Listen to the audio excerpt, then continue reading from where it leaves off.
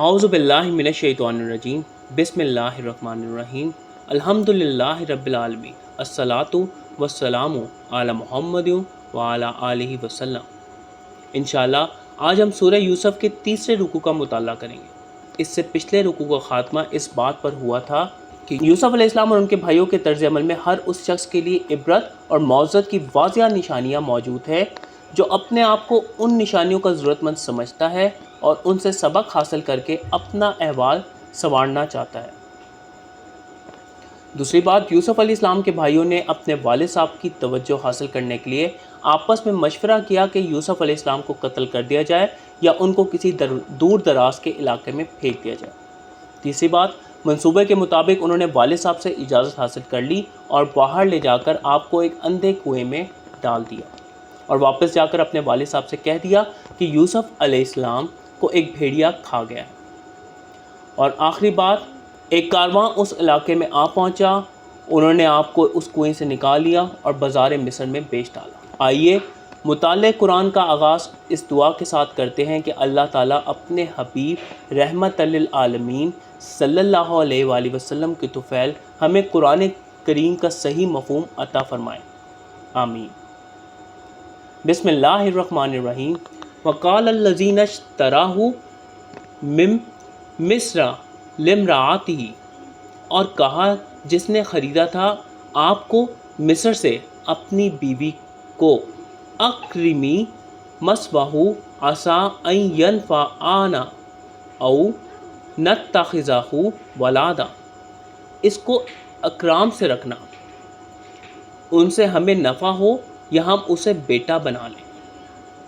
وَكَذَلِكَ مَكَّنَّا لِيُوسُفَ فِي الْأَرْضِ، اور اس طرح ہم نے تمکن دیا یوسف علیہ السلام کو سرزمین میں، وَلِنُعَلِّمَهُ مِن تَأْوِيلِ الْأَحَادِيثِ، اور تاکہ ہم سکھائیں اسے باتوں کی تاویل کرنا، وَاللَّهُ غَالِبٌ عَلَىٰ أَمْرِهِ وَلَكِنَّ أَكْثَرَ النَّاسِ لَا يَعْلَمُونَ، اور اللہ تعالیٰ غالب ہے اپنے امر پر لیکن اکثر لوگ لا علم ہیں۔ اکرمی کرم سے بنا، آرام سے رکھنا، میک کمفرٹیبل۔ جس شخص نے یوسف علیہ السلام کو خریدا تھا وہ انہیں اپنے گھر لے گیا اور اپنی بیوی سے کہا کہ اس لڑکے سے عام غلاموں والا برتاؤ نہ کرنا بلکہ اسے عزت و اکرام سے رکھنا۔ یہ چہرے سے کسی اچھے گھرانے کا فرد معلوم ہوتا ہے، اس لیے ہو سکتا ہے کہ ہمارے لیے کسی فائدے کا موجب بن جائے یا ہم اسے اپنا بیٹا ہی بنا لیں۔ اس طرح رب کریم نے یوسف علیہ السلام کے اس سرزمین میں تمکن بخشا اور ایسا انتظام فرما دیا کہ ان کی ایک اچھے ماحول میں تعلیم و تربیت ہو سکے اور ان میں معاملہ فہمی اور واقعات سے صحیح نتائج اخذ کرنے کی صلاحیت بیدار ہو جائے۔ اللہ تعالیٰ اپنے منصوبے کو کس انداز سے پورا کرتے ہیں، اکثر لوگ اس انداز اور طریقے کو نہیں سمجھ پاتے کہ ایسا کیوں ہو رہا ہے۔ وَلَمَّا بَلَغَ أَشُدَّهُ آتَيْنَاهُ حُکْمًا وَعِلْمًا، اور جب وہ پہنچ گئے بھرپور شباب کو ہم نے ان کو دیا حکم اور علم۔ وَكَذَلِكَ نَجْزِي الْمُحْسِنِينَ، اور اس طرح ہم جزا دیتے ہیں محسنین کو۔ چنانچہ جب یوسف علیہ السلام جوان ہوئے تو مشیت الہیہ سے وہ حکومتی امور کی سمجھ بوجھ اور علم و بصیرت سے مالا مال ہو چکے تھے۔ ان صلاحیتوں کا اس علاقے میں عطا کیے جانے کا ایک مقصد یہ بھی تھا کہ یوسف علیہ السلام نے اپنی بقیہ زندگی یہاں گزارنا تھی۔ اس کے لیے ضروری تھا کہ آپ ان تمام معاشرتی قدروں، قوانین، جہانداری کے سلیقوں اور علم و حکمت سے بہرہ مند ہو۔ جو لوگ اپنی زندگیوں میں محسنین کی طرز فکر اپناتے ہیں اللہ رب العزت انہیں اسی طرح نواز دیتا ہے۔ وَرَوَادَتْهُ اللَّاتِي هُوَ فِي بَيْتِهَا عَن نَفْسِهِ، اور ارادہ کیا آپ کا جس کے گھر میں تھے آپ، وَغَلَّقَاتِ الْأَبْوَابَ وَقَالَتْ ہَيْتَ لَكَ، اور بند کر دیے دروازے اور بولی آ جاؤ تم، قَالَ معاذ اللہ انہ ربی احسانہ مسوا، فرمایا اللہ کی پناہ، بے شک وہ میرا رب ہے، اس نے مجھے احسن منزلت دی، انہ لا یفلح الظالمون، بے شک نہیں فلاح پاتے ظلم کرنے والے۔ روادت ہوں روت سے بنا، ارادہ باندھا اس کا، انٹینڈڈ فار ہم۔ غلقات غلق سے بنا، اس نے بند کر دیے، شی کلوزڈ الابواب، باب سے بنا، دروازے، ڈورز۔ حیتا حیت سے بنا، آ جاؤ، کم آؤ۔ آپ جس گھر میں رہ رہے تھے اس کی خاتون خانہ آپ کے پیچھے پڑ گئی، لیکن یوسف علیہ السلام کی نیت میں کبھی خرابی پیدا نہ ہوئی۔ ایک روز اس نے اپنی مطلب برادری خاطر آپ کو کمرے میں بلایا اور اس کے دروازے بند کر دیے اور بولی کہ آ جاؤ۔ یوسف علیہ السلام نے کہا معاذ اللہ، تمہارا شوہر میرا مربی ہے، اس نے مجھے اتنی عزت اور شفقت سے اپنے گھر میں ٹھہرایا ہے اور میں اس کی امانت میں خیانت کیسے کر سکتا ہوں؟ یہ تو کھلی احسان فراموشی ہے، اور کوئی بھی احسان فراموش انسان کبھی بھی کامیاب نہیں ہو سکتا۔ وَلَقَدْ ہمت بھی، اور تحقیق اس نے ہمت باندھی اس کی، وَهَمَّ بِهَا لَوْلَا أَن رَأَىٰ بُرْهَانَ رَبِّهِ، اور وہ بھی ہمت کرتا اس اگر نہ دیکھ لی ہوتی برہان اپنے رب کی۔ كَذَلِكَ لِنَصْرِفَ عَنْهُ السَّوْءَ وَالْفَحْشَاءَ، اس طرح تاکہ ہم پھیر دیں اس سے برائی اور فحاشی کو۔ إِنَّهُ مِنْ عِبَادِنَا الْمُخْلَصِينَ، بے شک وہ ہمارے مخلص بندوں میں سے ہیں۔ ہمت ہمم سے بنا، کسی چیز کا ارادہ و قصد کرنا جبکہ ابھی اسے کیا ہے نہیں۔ She did desire، وہ عورت اپنی ضد پورا کرنے کا تہیہ کیے ہوئی تھی، اس نے اپنے تمام حربے آزمائے۔ اگر یوسف علیہ السلام نے اپنے رب کی برہان یعنی تابندہ اخلاقی قدریں نہ دیکھ رکھی ہوتی تو وہ اس عورت کی چال کا شکار ہو جاتے۔ اس امتحان میں اخلاقی قدر کے پیش نظر رہنے کا نتیجہ یہ ہوا کہ آپ اس برائی اور بے حیائی سے محفوظ رہے، اور یوں آپ نے سیرت کا اعلیٰ نمونہ پیش کر کے ثابت کیا کہ آپ اپنے رب کے مخلص بندوں میں سے ہیں۔ مطالعہ قرآن سے ہمیں معلوم ہوتا ہے کہ عباد مخلصین پر شیطان کا وار نہیں چلتا۔ سورہ عنکبوت کی آیت نمبر 39 اور 40 میں ارشاد ہے، بولا اے رب، جیسے آپ نے اغوا کیا مجھے، میں ضرور مزین کروں گا ان کے لیے زمین میں، اور اغوا کروں گا سب کو سوائے تیرے بندے ان میں سے جو مخلصین ہیں۔ وَاسْتَبَاقَ الْبَابَ وَقَدَّتْ قَمِيصَهُ مِن دُبُرٍ وَأَلْفَیَا سَیِّدَہَا لَدَى الْبَابِ، اور دونوں دوڑے دروازے کی طرف اور پھاڑ ڈالی ان کی قمیص پشت سے، اور پایا دونوں نے اس کے شوہر کو دروازے پر۔ قالت ما جزاء من اراد بأہلک سوءا الا ان یسجن او عذاب علیم، بولی کیا جزا ہے اس کی جو ارادہ کرے تمہارے اہل کے ساتھ برائی کا مگر یہ کہ وہ جیل جائے یا عذاب المناک۔ قدت کدو سے بنا، چاک کر ڈالا، ٹور۔ الفیا لفو سے بنا، دونوں نے پایا، بوتھ فاؤنڈ۔